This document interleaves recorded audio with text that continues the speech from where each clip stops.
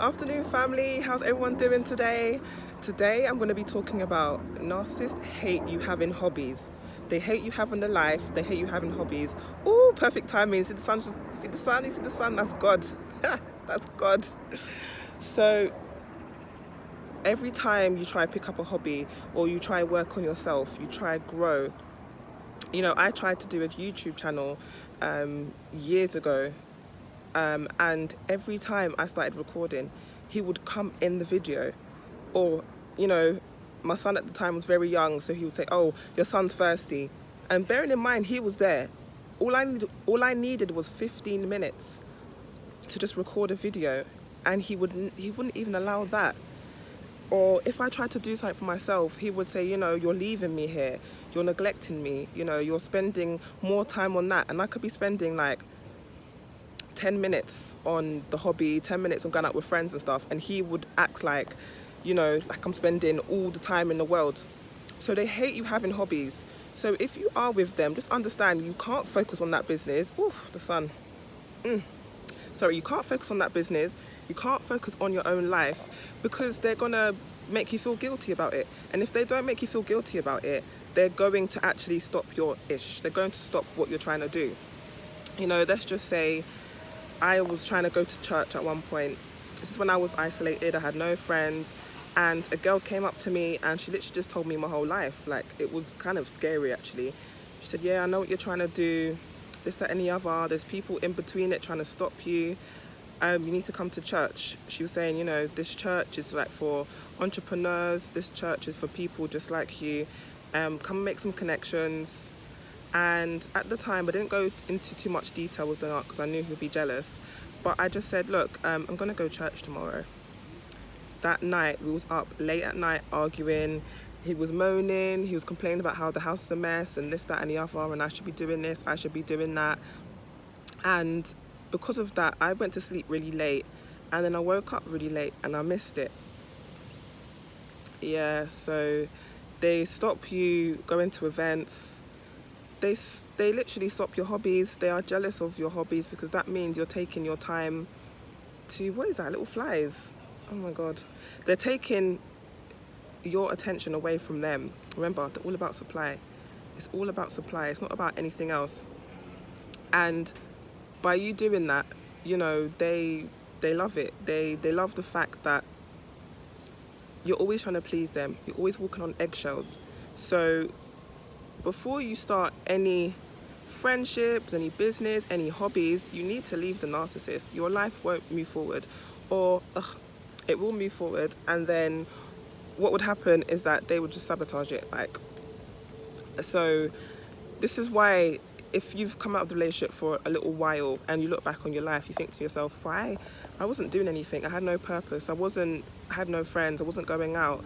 That's because even if you were to do that, then they would stop you doing that, or they will make you feel guilty for doing that. So you just end up giving up and just think, what's the point? So, I was just thinking about myself. I've done YouTube before. And I just couldn't put the time in. I couldn't put the effort in. I wasn't really focused on what I was doing. And because of that, it failed. And anything that you do with these people will fail if you are stuck with them. I swear, every time I start these videos, the sun comes and shines. I'm blessed.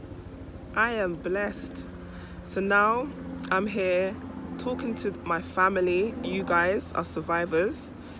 And I like talking about the past because, some people are still in it and they're trying to get out of it.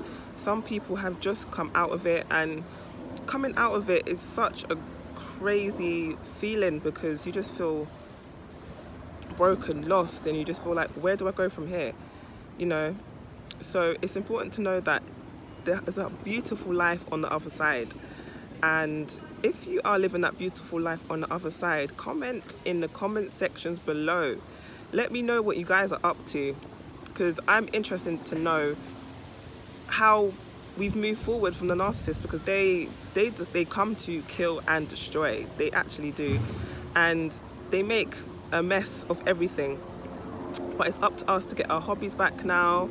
And the reason I did this video is because I started the gym last week, and I'm loving it. It's like a little bit of me time, so it gives me time to think and obviously work on my mental health. You know, exercise is really good for you, so if you're not exercising, I recommend you get on it. And I couldn't do it. He wouldn't allow me to do it, and this is why you get sick as well.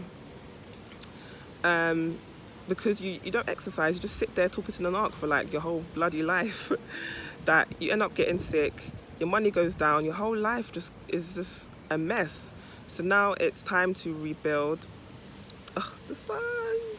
But the hobbies, if there's anything you want to do, I recommend you writing a list of everything you want to do, everything you want out of life, and just go forward with it, because the narcissist, they wouldn't allow you to do it.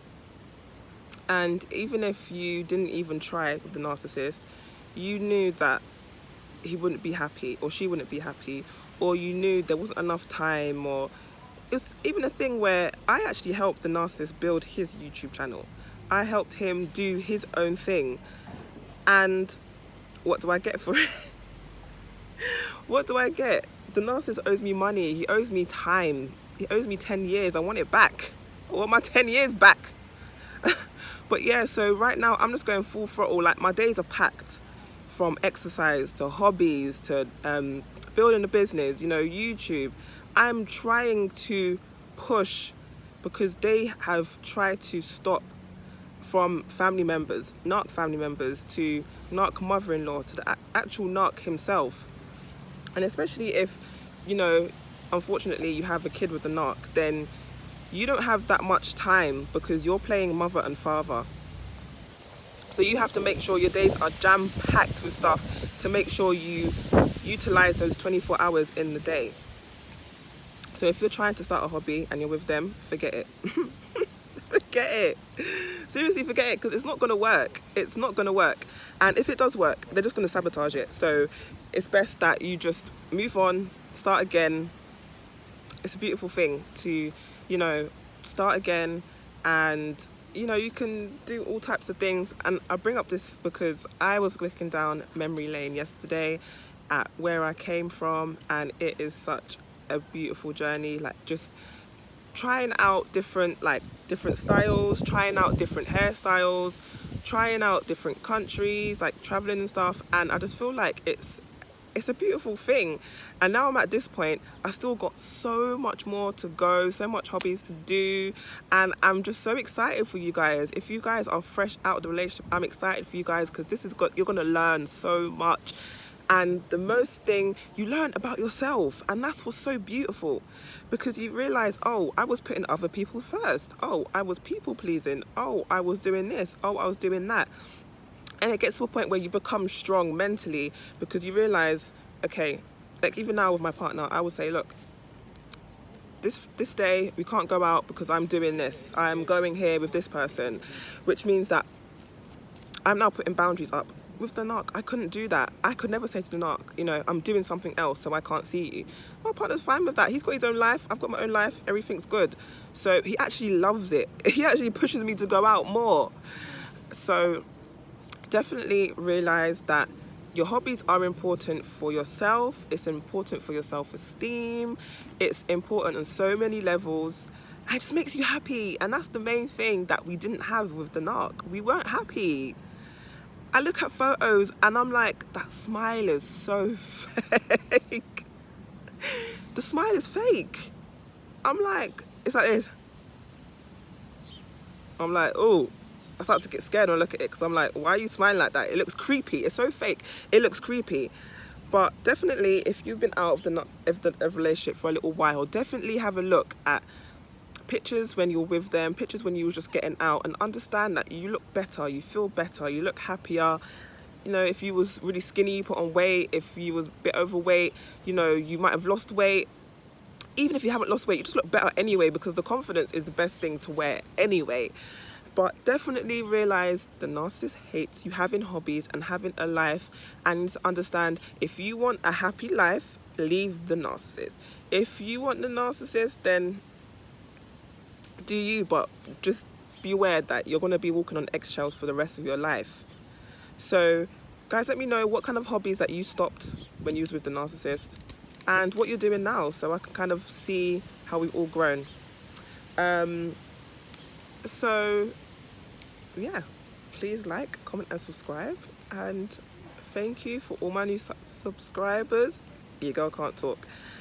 Thank you for the likes and the kind comments. Family, I love you so much. You guys don't even understand. And I will see you for my next video. Bye.